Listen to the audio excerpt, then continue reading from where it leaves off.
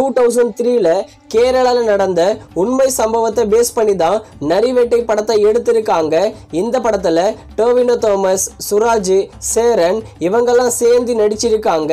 இந்த நரிவேட்டை படத்தை இன்னைக்கு தியேட்டர்ஸ்ல தமிழ் டப்பிங்ல ரிலீஸ் பண்ணிருக்காங்க. நரிவேட்டை படம் எப்படி இருக்குன்னு பார்க்கலாம்.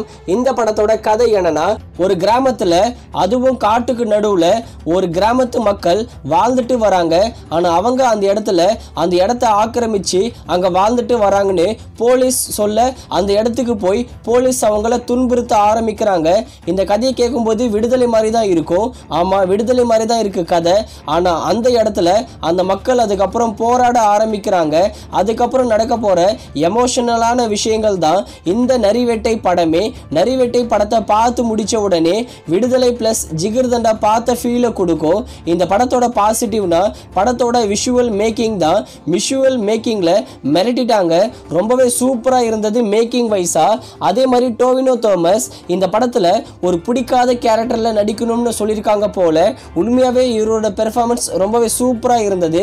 படத்தோட ஃபர்ஸ்ட் ஹாஃப் ரொம்ப ஸ்லோவா தான் பிக்கப் ஆகும்.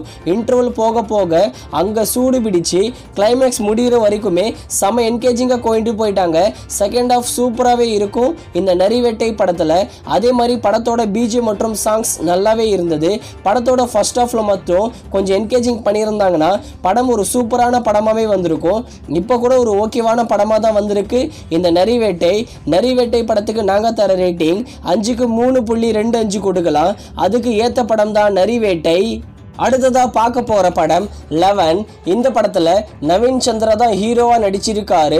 இந்த படத்தோட கதை என்னன்னா, மர்மமான முறையில நிறைய பேர், அதாவது பேக் டு பேக் கொலைகள் நடந்துட்டே வருது. அதாவது எரிச்சு கொன்னுடுறான்.